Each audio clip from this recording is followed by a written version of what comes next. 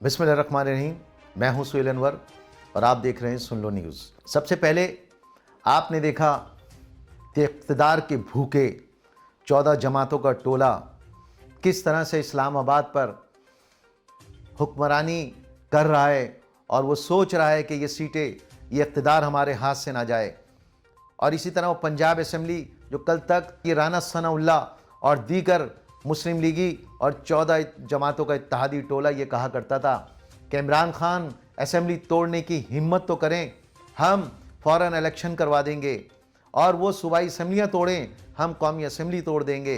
लेकिन आज वो ये जानते हैं कि अगर उन्होंने ये असेंबलियाँ तोड़ दी और इस तरह से दोबारा इलेक्शन की तरफ चले गए तो अंजाम से वो वाकिफ़ हैं। और अगर इन लोगों को अपने ऊपर इतना ही एतमाद है और अगर इन लोगों को 14 जमातों के टोले को इतना ही एतमाद है अपने ऊपर, तो वो इलेक्शन की जानिब जाने से क्यों घबरा रहे हैं। कल तक वो कहते थे असेंबलियाँ टूटे इलेक्शन कराएंगे, ये सूबाई असेंबलियाँ तोड़ें हम कौमी असेंबली तोड़ेंगे। लेकिन ये इक़्तिदार का भूखा टोला इसी तरह बहाने करता रहेगा। कभी ये गवर्नर के ज़रिए पंजाब असेंबली को किस तरह से क्या कर रहा है और अब इन्हें भी अपनी टांगें कांपती हुई और हिलती हुई नज़र आ रही हैं, इसलिए कि इस्टेब्लिशमेंट अब न्यूट्रल हो चुकी है। वो किसी भी किस्म का प्रेशर, किसी भी किस्म का दबाव अपने ऊपर नहीं लाना चाहती और ना ही सियासतदानों पर लाना चाहती है।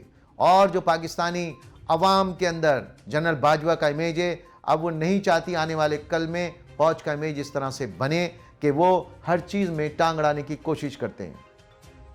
यकीनन ये एक अच्छी डेवलपमेंट है, लेकिन ये तमाम के तमाम लोग, ये जितने भी ये राशि, ये लुटेरे हैं, इन्होंने मुल्क को किस तरह से किस नहज पे पहुंचा दिया है। ख़जाने में पैसा है ही नहीं, महंगाई बढ़ती चली जा रही है। 3 अरब डॉलर चाइना के और 3 अरब सऊदी अरब के और 2 अरब यूएई के मेरे ख्याल से। आप अंदाज़ा लगाइए कि ख़जाना खाली करने के बावजूद भी इनका पेट अभी भरा नहीं है।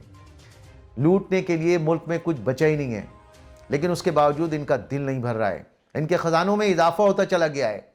इमरान खान ने आज खिताब भी किया है पंजाब असेंबली के गवर्नर हाउस के बाहर जो लोग एहतजाज कर रहे हैं कि मेरी समझ में नहीं आता। इमरान खान कहते हैं मेरी समझ में नहीं आता।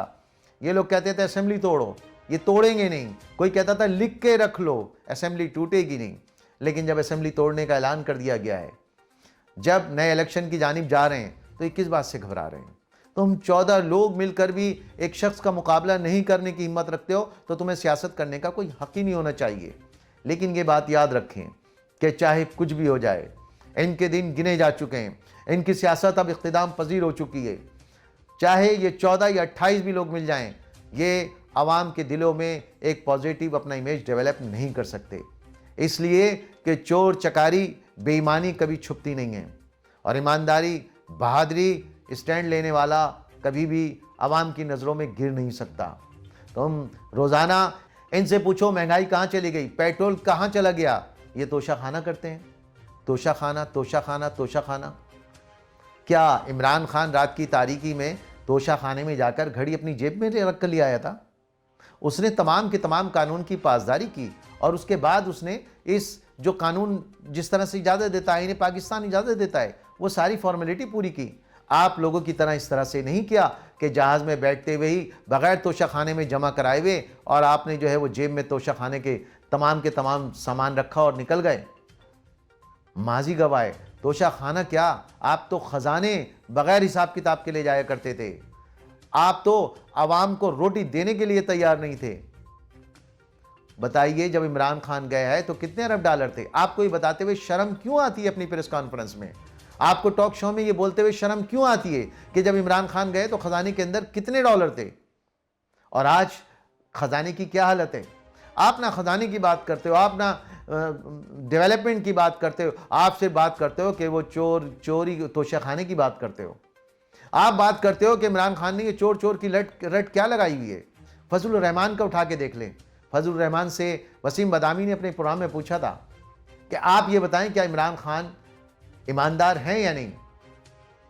फजलुर रहमान वो छोड़ें और इस तरह से इधर उधर की बात करें, कह रहे हैं अखलाकी तौर पे तो गिरावट का शिकार है। अब वो अखलाकी तौर पे गिरावट का शिकार लिया है। मौलाना साहब, आपकी अखलाकी गिरावट का तो अंदाज़ा आपकी उस बात से लगा लिया गया है जो आपने ख़वातीन के बारे में बोला था। आपकी अखलाकी गिरावट का आपकी अखलाकी गिरावट का तो इस बात से अंदाज़ा, जब एक सहाफ़ी ने पूछा कि आप क्या कहते हैं कि आप तस्वीर हराम है, लेकिन आज ये इतने सारे आप मोबाइल और कैमरों के सामने तस्वीरें खिंचवाते हैं। तो मौलाना ने कहा कि वो तस्वीर वाकई हराम है, लेकिन ये इसका इज्तिहाद और ये वो और उसी का फ़ायदा उठा रहे हैं। क्या बात करते हैं मौलाना साहब, आपके लिए सब कुछ हलाल, दूसरे के लिए हराम।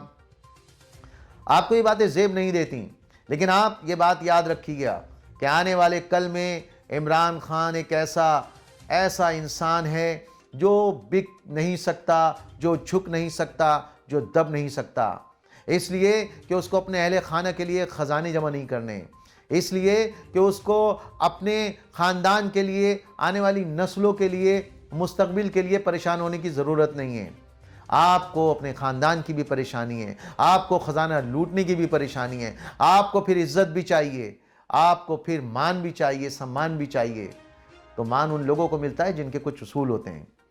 इमरान खान वो वाहिद शख्स है 74-75 साल के अंदर जो अपनी असेंबलियाँ खुद तोड़ रहा है। परेशानी इनको है, वो असेंबलियों से जा रहा है, वो असेंबलियाँ तोड़ रहा है, लेकिन परेशानियाँ इनको है, इसलिए कि जानते हैं कि ये असेंबलियाँ जब तक चलेंगी इनकी दाल रोटी चलेगी। इनके ख़जाने जो लूट कर ये भाग चुके हैं और जो भागने की तैयारियां कर रहे हैं, रोजवेल्ट होटल का भी आपने सुना होगा कि उसको भी ये बेच रहे हैं।